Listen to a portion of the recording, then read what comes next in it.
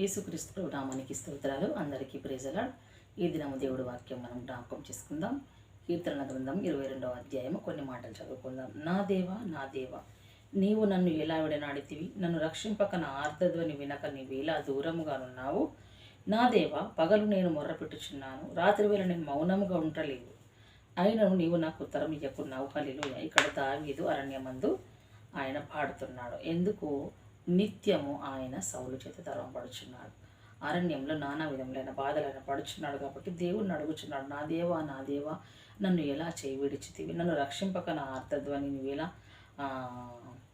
వినక ఉన్నావు, ఎలా నువ్వు నాకు దూరంగా ఉన్నావు అని అంటున్నాడు. అని శ్రమ వచ్చి ఉన్నది ఇక్కడ అంటాడు. ఈ అధ్యాయం అంతా చూసినట్లయితే ఇక్కడ కొన్ని వచనాలు చూసుకుందాం. 11వ వచనం, శ్రమ వచ్చి ఉన్నది, సహాయం చేయబడేవాడును లేడు, నాకు దూరంగా నుండకుము అని వేడుకుంటున్నాడు. అని ఏమంటున్నాడు ఇక్కడ? ఇంకా కింది వరకు చూసినట్లయితే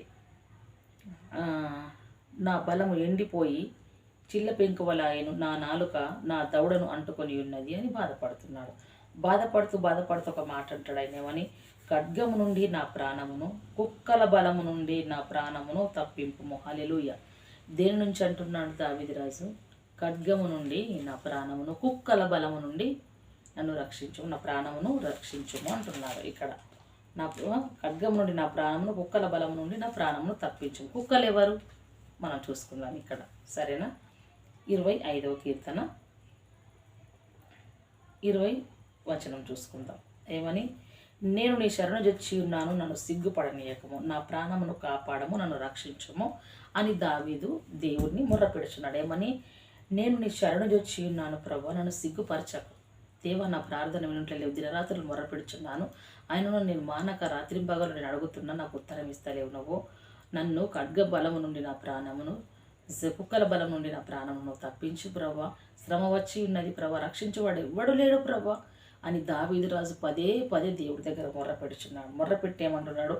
దేవా, నేను శరణు జొచ్చి ఉన్నాను, నన్ను సిగ్గుపడనీయకము, నా ప్రాణమును కాపాడము, నన్ను రక్షించుము అని వేడుకుంటున్నాడు. ఏమని? తన ప్రాణం, తనకు ప్రాణంకు హాని ఉన్నది అని, శత్రువులు ఎదుట తను సిగ్గుపడతానని, ఎవరు విడిపించేవారు లేరు. దేవా, నువ్వు మౌనంగా ఉండిన ఎడల నన్ను విడిపించేవారు ఎవరున్నారు? ఎవరు లేరు. నీవు నన్ను విడిపించకపోతే కుక్కల లాంటి మనుష్యులు నా ప్రాణం తీస్తారు. నేను నా శత్రువుల ముందు నేను సిగ్గుపరచబడతాను. కానీ ప్రవ్వా, నేను శరణు జొచ్చి ఉన్నానయ్యా, నన్ను సిగ్గుపడనీయకము, నా ప్రాణమును కాపాడము అని దావీదు రాజు అడుగుతున్నాడు. అదే కీర్తనల గ్రంథము 43వ అధ్యాయం 1వ వచనంలో చూసుకుందాం. దేవా, నాకు న్యాయము తీర్చుము, భక్తి లేని జనముతో నా వాద్యమాడు, నా పక్షంన స్వారి. దేవా, నాకు న్యాయము తీర్చుము, భక్తి లేని జనముతో నా పక్షంన వాద్యమాడము, కపటము కలిగి దౌర్జన్యము చేయి వారి చేతిలో నుండి నీవు నన్ను విడిపించుదు. హల్లెలూయా. దేని నుంచి?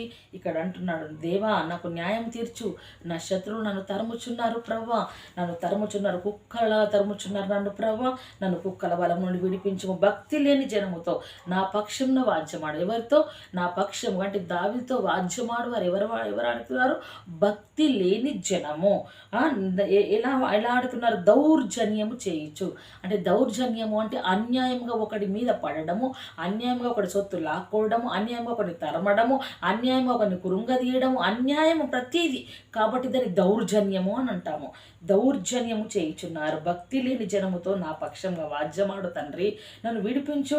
కపటము కలిగి కపట ఆలోచనలు కలుగుతారు. ఎలా కపట ఆలోచనలు అంటే ఏదో విధంగా వారిని పట్టాలి అని, ఆ కపట ఆలోచనలు ఏదో విధంగా నాశనము చెయ్యాలని కపటముగా ఆలోచిస్తారు.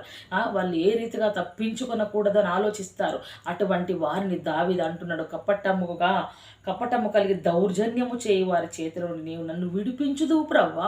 నీవొక్కడవే భక్తి లేని జనమును, భక్తి లేని జనము మధ్యలో దౌర్జన్యము చేరు వారి చేతిలో నుండి నన్ను విడిపించుటకు నీవొక్కడవే నాకున్నావు, నీవొక్కడవే నాకు న్యాయము తీర్చగలవు. ఈ సమాజం ఎవరు నాకు న్యాయము తీర్చదు ప్రవ్వా, నన్ను కాపాడు, నా చేయి విడువకు, నాకు శ్రమ వచ్చి ఉన్నది, నన్ను రక్షించువాడు ఎవడు లేడు ప్రవ్వా.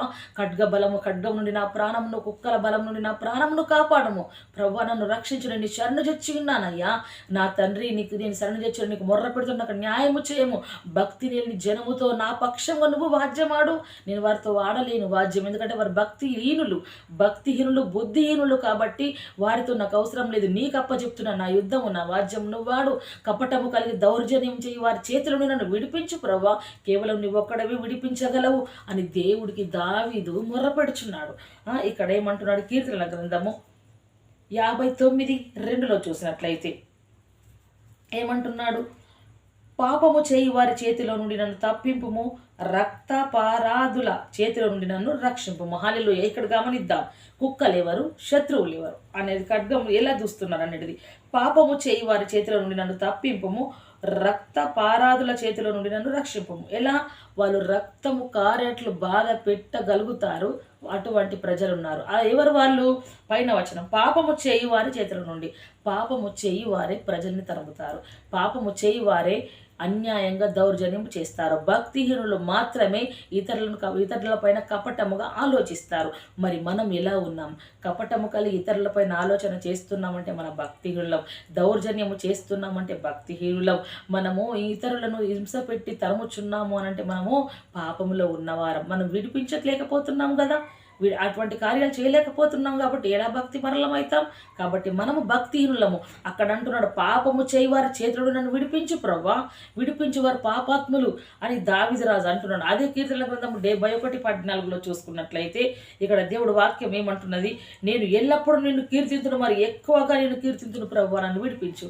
ఆయన ఒప్పుకుంటున్నాడు ఏమని? నేను వారి నుంచి నన్ను విడిపించు, నా ప్రాణమును కాపాడు, నా జీవితకాలం అంతా నేను స్తుతిస్తాను, నేను ఎల్లప్పుడూ నిన్ను కీర్తిస్తా ప్రభువా, నేను మరి ఎక్కువగా నేను స్తుతిస్తా, నన్ను రక్షించు ప్రభువా, నన్ను రక్షించు అని అంటున్నాడు. ఇంకో స్థలంలో కూడా దావీదు చూసినట్లయితే అంటాడు, మను నిన్ను స్తుతించునా, అవి నీ కార్యముల గురించి వివరించునా ప్రభువా, నేను రాగల తరాలకు నిన్ను గురించి నేను చెప్తాను, నీ కార్యముల గురించి వివరిస్తా, నన్ను బ్రతికించు ప్రభువా అని కూడా దావీదు కీర్తనలోనే దావీదు గారు మాట్లాడుతూ ఉంటాడు. అదే కీర్తనల గ్రంథము 119 అధ్యాయము 134 చూసినట్లయితే, నీ ఉపదేశములను నేను అనుసరించినట్లు మనుషుల బలాత్కారము నుండి నన్ను విమోచింపు. హల్లెలూయా. ఎలా? నేను నీ వాక్యమును అనుసరించి, ఎలానట? నీ ఉపదేశమును నేను అనుసరించినట్లు, నేను నీ వాక్యమును అనుసరించినట్లు, నీ మాటలను అంగీకరించినట్లు మనుషుల బలాత్కారం నుండి నన్ను తప్పించు. వాళ్ళు ఎలా బలాత్కారులు అయింటున్నారు, ఎలా పట్టుతున్నారు, ఎలా తరుముచున్నారు, ఎలా వేధిస్తున్నారు నన్ను, నా పైన అనేకమైన రంకెలు వేస్తున్నారు ప్రభావ వాళ్ళు. వారి చేతుల నుంచి నన్ను విడిపించు అని బ్రతిమలాడుకుంటున్నాడు. అదే కీర్తనల గ్రంథం 141 అధ్యాయంలో చూసినట్లయితే 1వ వచనంలో చూసినట్లయితే, యెహోవా దుష్టుల చేతిలో నుండి నన్ను విడిపింపుము, బలాత్కారము చేయి వారి చేతిలో పడకుండా నన్ను కాపాడము అని వేడుకుంటున్నాడు. మనం జాగ్రత్తగా గమనిద్దాం. ఏమని? దుష్టులు, బలాత్కారులు అని అంటున్నాడు. పాపము చేయవారు భక్తిహీనులకు అటువంటి పేర్లు కలవు. ఎటువంటి పేర్లు కలవు భక్తిహీనులకు? ఇటువంటి పేర్లు. ఏమని? దుష్టులు, పాపము చేయవారు చేతిలో పడకుండానట్లు నన్ను తప్పింపుము. తండ్రి సృష్టించిన సృష్టికర్త చేతిలో పడటము నాకు శ్రేష్టము. సృష్టించిన చేతిలో పడాలి కానీ పాపాత్ముల చేతిలో నేను పడకూడదు ప్రవ్వా అని ఇక్కడ కీర్తనల గ్రంథంలో దావీదు గారు అంటున్నాడు. 143 వచనంలో చూసినట్లయితే, యెహోవా నేను నీ మరుగుజొచ్చి ఉన్నాను, నా శత్రువుల చేతిలో నుండి నన్ను విడిపింపు. హల్లెలూయా. ఎక్కడి నుంచి? యెహోవా నేను మరుగుజొచ్చి ఉన్నాను కాబట్టి నీ చాటును నేను జాగుంటున్నాను ప్రభా, నన్ను శత్రువుల చేతుల నుండి విడిపించము. శత్రువులను ఎలా ఎంచుతున్నాడు దావీదు? బలాత్కారులుగా, దౌర్జన్యం చేయవారు, కపటస్తులు, భక్తిహీనులు, ఇటువంటి అన్ని రకాల కలిగిన వారు కుక్కల కంటే ఇనము కాదా? కుక్కల విషయమై మీరు జాగ్రత్తగా ఉండుడి అని దేవుడు వాక్యం కూడా సెలవిస్తుంది అని ఇక్కడ అంటున్నాడు. ఏమని? యెహోవా నేను నీ మరుగుజొచ్చి ఉన్నాను, నా శత్రువుల చేతులు నన్ను విడిపింపుము అంటున్నాడు. అదే రీతిగా అంటాడు 144:11 ఏమంటాడు? నన్ను తప్పింపుము, అన్యుల చేతిలో నుండి నన్ను విడిపింపుము, వారి నోరు వట్టి మాటలాడుచున్నది, వారి కుడి చెయ్యి అబద్ధముతో నిండి ఉన్నది. హల్లెలూయా. నన్ను తరుమగా ఖడ్గము చేత నన్ను చంపుటకు రాగా, నన్ను వేధిస్తుండగా వారు దేంతో నిండుకున్నారంటే నన్ను తప్పింపుమా, అన్యుల చేతుల నుండి నన్ను తప్పించు. వారు అన్యులు, వారు భక్తి పరులు కారు, వారు పాపాత్ములు, వారు దౌర్జన్యము చేయవారు ప్రభా. వారి నోరు మట్టి మాటలాడుచున్నది, నిజం పలకడం లేదు. ఊరికనే ఇట్లా వట్టి మాటలు అబద్ధములాడుచున్నారు వారు. వారి కుడి చేతిలో అబద్ధము కూడి ఉన్నదట. వారి కుడి చేతిలో ఏం పట్టుకున్నారు వాళ్ళు? అబద్ధము, సత్యము లేదు. అటువంటి జనులకు నన్ను అప్పచెప్పకు. నీతిమంతుడా, నీ హస్తముల చేత నన్ను పట్టుకో, నీ చేతితో నన్ను నడిపించు, విడిపించు. నేను నీ ఉపదేశం అనుసరించి నిన్ను మరి ఎక్కువగా కీర్తిస్తాను ప్రభా. నన్ను విడిపించు, నాకు సహాయం చేయి ప్రభా. దౌర్జన్యం చేయి వారి చేతిలో నుండి నన్ను విడిపించుము, అన్యాయం చేయి వారి చేతిలో నుండి నన్ను విడిపించుము ప్రభా. బలత్కారుల పట్టు నుండి నన్ను విడిపించుము అని దావీదు రాజు పదే పదే దేవుణ్ణి ఇక్కడ అడుగుచున్నాడు. అడిగి ఏమంటున్నాడు? 22వ అధ్యాయం 22వ అధ్యాయము 22వ వచనంలో, నీ నామమును నా సహోదరులకు ప్రచురపరచెదను, సమాజ మధ్యను నిన్ను స్తుతించెదను.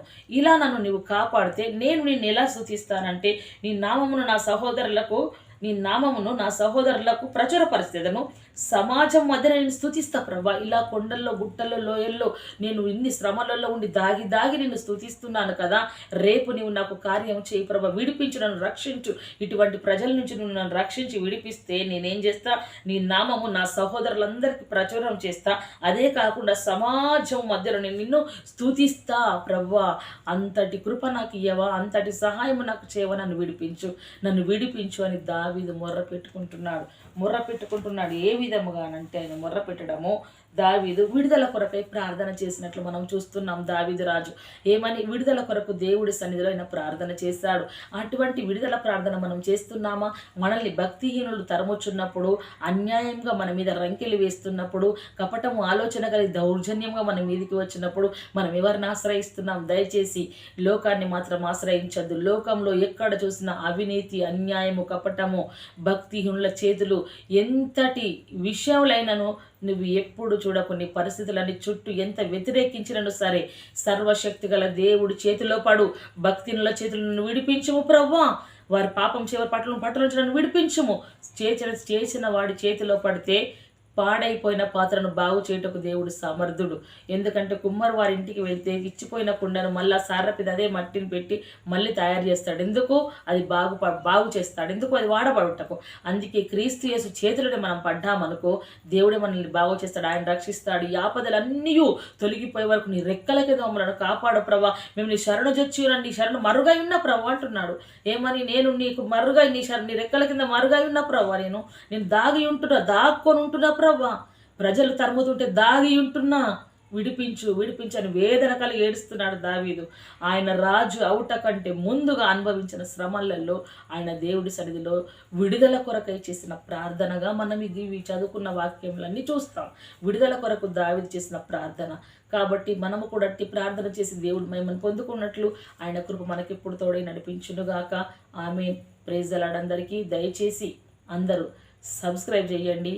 ఎక్కడెక్కడి స్థలాలలో ఇది సువార్త అందడం లేదో దేవుడి మాటలు అందుటకు మీరు పంపించండి, షేర్ చేయండి, లైక్ చేయండి.